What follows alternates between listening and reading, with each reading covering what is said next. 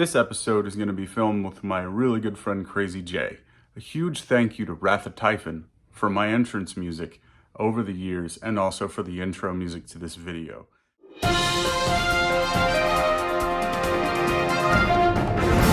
Just a few rapid fire questions. I'm not really thinking. When did you first start watching wrestling? Do you remember?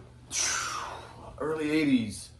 I remember, especially when I moved to PA from Tennessee, definitely when I had friends that got me into it. I remember watching WrestleMania 3.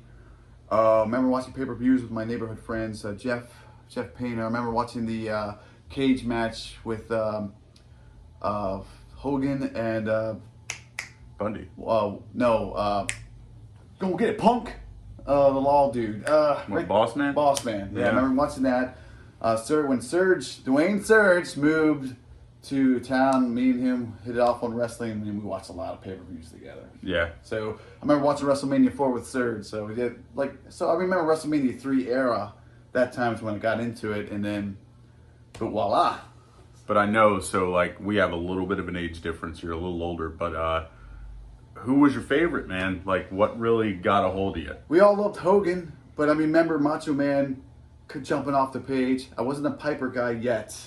I love Piper, dude, it's an all-time favorite. But I was a Macho Man guy at the time.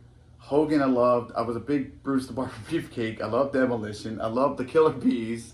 I was big on, we were just talking about Strike Force. I was big on Rick Martel.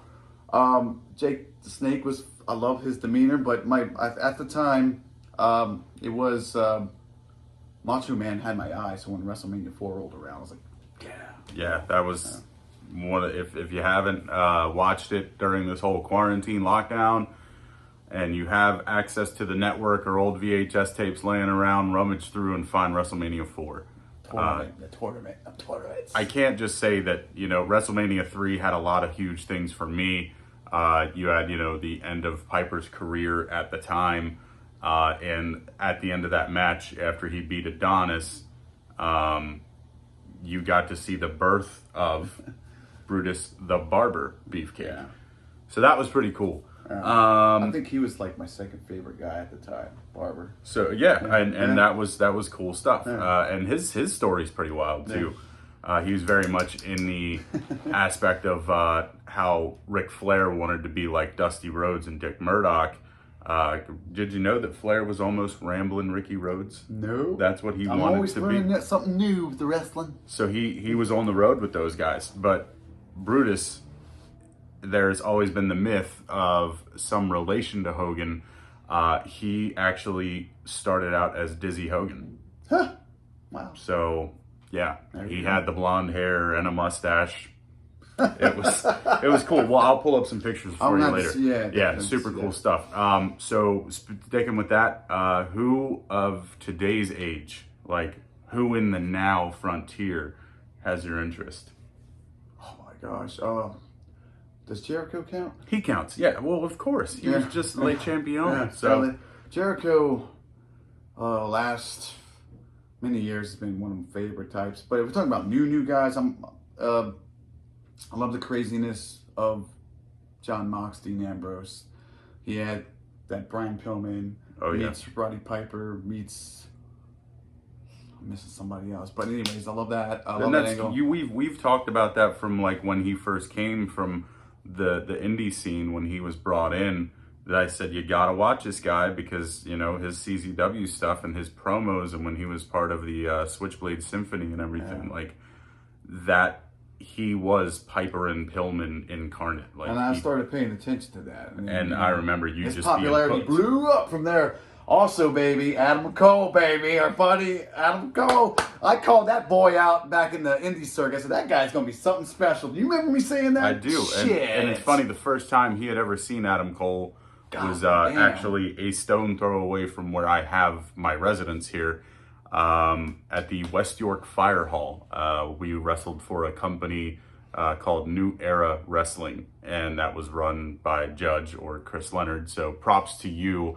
You brought a lot of people into the forefront, and I mean, a couple guys, like I said, you know, when we were there, you got to see James Ellsworth. You know, when he was still doing Nice the Pretty guy, Jimmy man. I Dream. remember talking to him for a hot second, you know? Yeah, but you know, and Rich Swann made it over Rich there. Swann? He was El Negro Mysterio at the time. He was only 17 and couldn't legally wrestle. He's like, don't be talking that shit, man. So man he did one of the greatest mask gimmicks that I just remember saying, yeah, like, that guy, the guy, Adam Cole's like, Adam Cole. And that second time it's on my birthday, there he is again. That guy is phenomenal. That was NCW for the Slaughter Show. And then, you know what? I call it, I'm a futurist, man. I knew that guy was going to be something. It seems like with The Rock, I was the same way. The Rock's probably going to be one of the biggest things. And that's early on when he was still Maivia. I don't know what it is in slow, here. Methodical, and like, I thought of that with the Shield, too. We thought of that. The Shield, that's going to be huge. It's like, I don't know, future mind. So Adam Cole, baby. Boom! Very proud of you, kid. He's one of my favorites in NXT right there, man. That's been since he was an indie wrestler. Yeah. Though. So yeah, I mean, he grew and grew and just didn't stop, and he's hitting his full potential. Yeah. I hope he goes the distance of where he wants to be because he deserves it, man. I know I don't have, I probably don't have it in stock here at the house, and if not, I'll pull up an image of it. But what's your favorite wrestling toy of all time? Do you have just one? If you had to nail it down, is there one wrestling toy? I don't own it. And what's that? I think I know. It was the exclusive. It's the San Diego G.I. Joe Roddy Piper. I would love that would be my favorite because you're taking two things I love, G.I. Joe, and then you put Roddy Piper together, and he's like training the Iron Grenadiers of Destro's army. Dude, come on. We saw that figure and it was awesome, but now like the price tag out there, it's like, man. Roddy Piper is my all-time favorite of all times.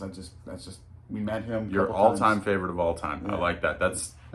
It doesn't get any better than that. So, all right. So here's another one that I asked Minnie last night because I had the opportunity to sit with a 16-year-old Mini Mega, which is crazy because he's 16 now. He was 7 when I met him. 7 years old. This kid is grown, and he's just very proud of the all but adult he's become. I mean, the kid is smart and intelligent. But anyways, I asked him this question last night, and I did like it, but I'm gonna give it to you 2 ways. You didn't like it, or you did like it? I did like it. He hit me with a response I wasn't expecting. So now, on a personal level, if you had to have, like, just as you, this isn't greatest of all time, this is you. If you had a Mount Rushmore of pro wrestlers, who would it be? Now remember, there's 4, so. Ric Flair. Okay. Hogan. Wow. But this is just for you. This isn't Undertaker. Like okay. Stone Cold. Really? Maybe. I don't know about the fourth. You wouldn't even put Piper on there. Piper, well, yeah, that's true. But he was an innovator. Yeah. Yeah. I guess so. I guess that would. So for you, your tops would be Hogan.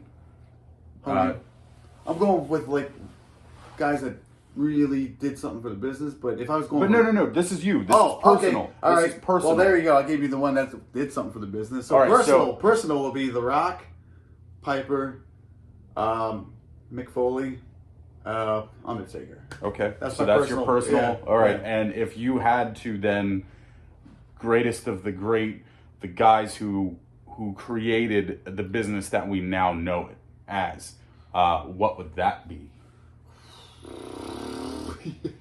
That's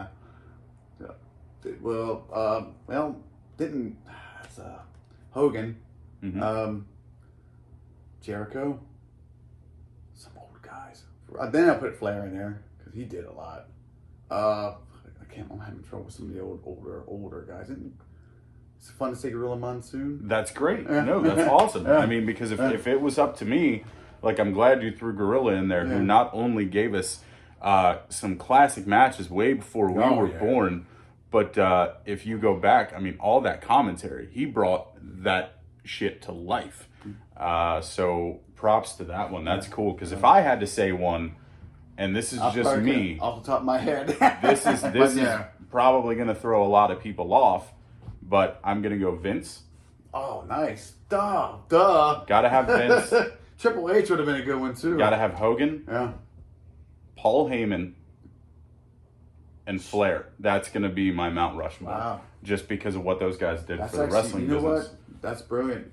Vince you know, McMahon. ECW Paul Heyman did a lot. being my mecca Yeah. of pro wrestling, but all the things he did with WCW and the Dangerous I Alliance. was thinking too small. You were thinking really big. But that's just big picture, and that's where I'm at. You know what I mean? Yeah. And I didn't really prepare myself for that one. I just kind of like when you threw Gorilla in there, that's cool because I think another honorable mention for that definitely would have to be like Gordon Solie. Yeah.